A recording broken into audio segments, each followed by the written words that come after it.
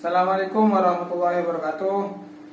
Perkenalkan, nama saya Zainur Rahman, Prodi Pendidikan Ekonomi kelas 4B. Sini saya akan menjelaskan tentang pengertian Bank Sentral. Bank Sentral merupakan lembaga yang memiliki peran penting bagi perekonomian suatu negara.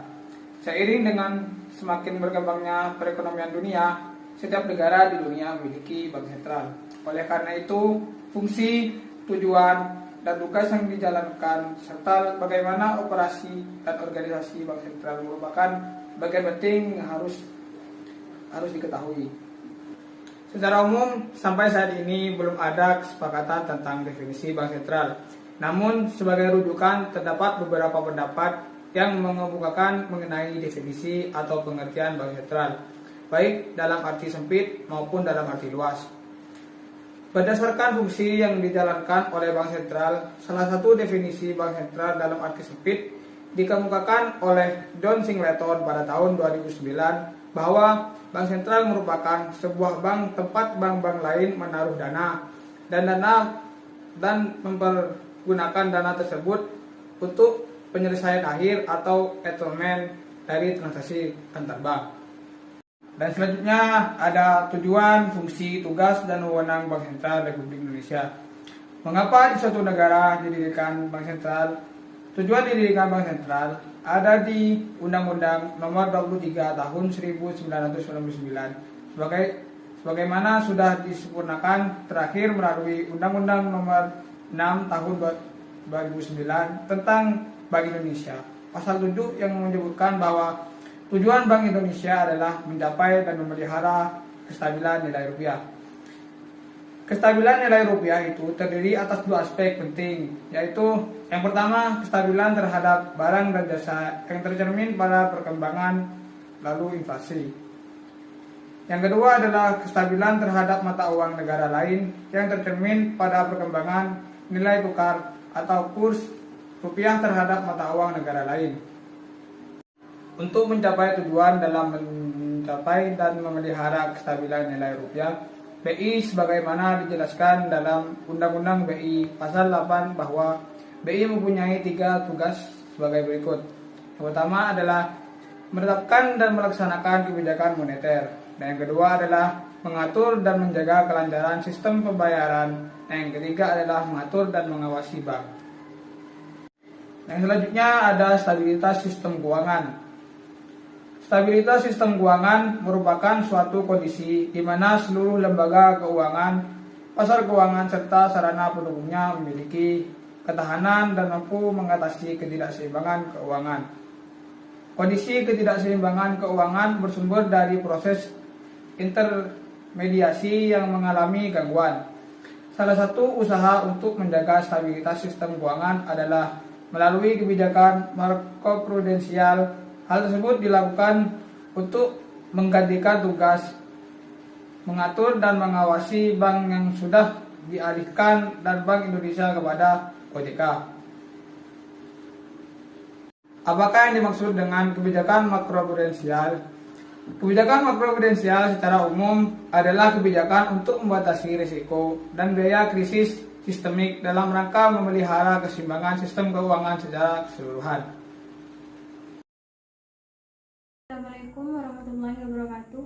Perkenalkan, nama saya Lumatul Munirah, NPM 1922211041. Di sini saya akan melanjutkan keterangan dari saudara Zainur Rahman, yaitu pengertian uang. Pengertian uang itu sendiri yaitu alat tukar atau alat untuk mempermudah transaksi jual beli. Fungsi uang itu dibagi menjadi 2 bagian, yaitu fungsi asli dan fungsi turunan.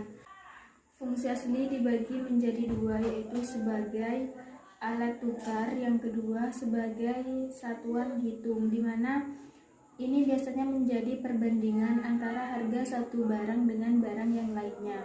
Yang kedua yaitu sebagai fungsi turunan. Ini dibagi menjadi 4 bagian. Yang pertama sebagai alat pembayaran yang sah, yang kedua sebagai alat penyimpan kekayaan serta pemindah kekayaan. Yang ketiga uang sebagai pendorong terjadinya kegiatan ekonomi. Yang keempat yaitu uang sebagai alat pencicilan hutang. Uang dibagi menjadi dua bagian. Yang pertama uang kartal dan uang giral. Uang kartal itu sendiri dibagi menjadi dua bagian, yaitu uang logam dan uang kertas. Uang logam itu juga dibagi menjadi dua bagian. Yang pertama mata uang standar, yaitu emas, logam, dan perak. Yang kedua sebagai uang tandap seperti 100 rupiah, 200 rupiah, dan 500 rupiah. Yang kedua uang kertas. Uang kertas ini sama dengan deposito emas maupun perak. Uang kertas ini yang beredar dalam jumlah 1.000 rupiah, 2.000 rupiah, 5.000 rupiah, 10.000 rupiah, 20.000 rupiah, 50.000 rupiah, dan 100.000 rupiah. Sedangkan uang giral ini merupakan saldo yang berbentuk koran yang sewaktu-waktu bisa digunakan, contohnya seperti cek atau biliet. Selanjutnya yaitu pengelolaan uang oleh Bank Indonesia. Yang pertama, mengatur transaksi baik tunai maupun non tunai. Yang kedua, mengatur lancarnya transaksi. Selanjutnya yaitu tahap pengelolaan uang. Yang pertama, perencanaan. Dalam setiap penerbitan uang rupiah selalu diupayakan agar kepercayaan masyarakat terhadap uang rupiah tetap terjaga sehingga dapat diterima oleh masyarakat. Yang kedua, percetakan. Dicetak oleh perum peruri sesuai jumlah dan spesifikasi yang ditetapkan oleh Bank Indonesia. Yang ketiga, pengeluaran. Bank Indonesia akan menetapkan tanggal, bulan, dan tahun berlakunya uang rupiah baru. Yang keempat, pengedaran. Bank Indonesia akan mengedarkan uang pada seluruh kantor Bank Indonesia di setiap wilayah. Yang kelima, pencabutan dan penarikan, di mana pencabutan dilakukan sesuai dengan kebijakan yang bertujuan supaya mengurangi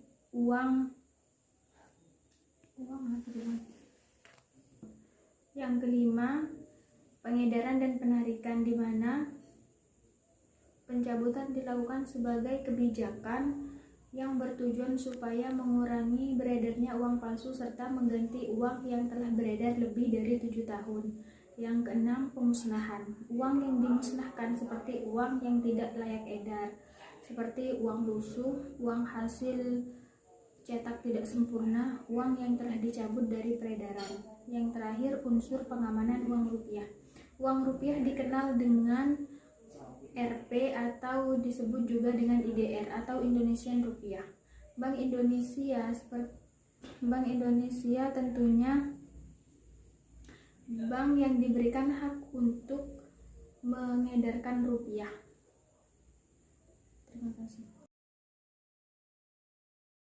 Assalamualaikum warahmatullahi wabarakatuh. Di sini saya akan menjelaskan tentang pengelolaan keuangan. Konsep dasar pengelolaan keuangan. Pengelolaan keuangan merupakan sebuah tindakan untuk mencapai tujuan keuangan di masa yang akan datang. Tujuannya ialah untuk mencapai target dana di masa yang akan datang, melindungi dan meningkatkan kekayaan, mengatur arus kas, serta mengelola utang piutang. Tahapannya ialah mencatat aset yang dimiliki, mencatat semua pengeluaran, identifikasi pengeluaran rutin, menyusun rencana pengeluaran. Kemudian kegiatan menabung dalam pengelolaan keuangan. Menabung merupakan kegiatan menyisihkan uang untuk dikumpulkan guna mencapai target dana tertentu agar dapat digunakan untuk memenuhi kebutuhan dan keinginan. Sumber uang untuk menabung ialah uang yang sengaja disisihkan dan berasal dari uang saku. Kemudian uang yang didapat karena melakukan sesuatu atau pemberian seseorang. Tujuan menabung untuk membiayai kejadian yang tidak terduga dan untuk merencanakan keuangan di masa depan. Kegiatan berinvestasi dalam pengelolaan keuangan. Investasi merupakan kegiatan pengelolaan keuangan untuk meningkatkan nilai harta yang dimiliki agar berkembang. Tujuan investasi untuk mencapai target dana tertentu pada masa yang akan datang serta memaksimalkan dana. Hal-hal yang harus diperhatikan saat berinvestasi: pelajari dengan baik lembaga yang akan diinvestasikan. Tahu dan paham risiko pada produk yang dimanfaatkan. Sesuaikan jenis simpanan dan investasi. bersikap rasional dalam menghadapi tawaran investasi hasil tinggi dalam waktu singkat. Kemudian alat pembayaran non-tunai. Alat pembayaran umumnya dibagi menjadi dua, yaitu alat pembayaran tunai dan non-tunai. Alat pembayaran tunai adalah uang, sedangkan non-tunai sendiri dibagi menjadi dua. Yang pertama, alat pembayaran berbasis kertas seperti cek, giro, dan nota debit. Yang kedua adalah alat pembayaran berbasis elektronik seperti ATM, kartu kredit, dan uang elektronik. Sekian penjelasan dari saya, kurang lebihnya mohon maaf. Wassalamualaikum warahmatullahi wabarakatuh.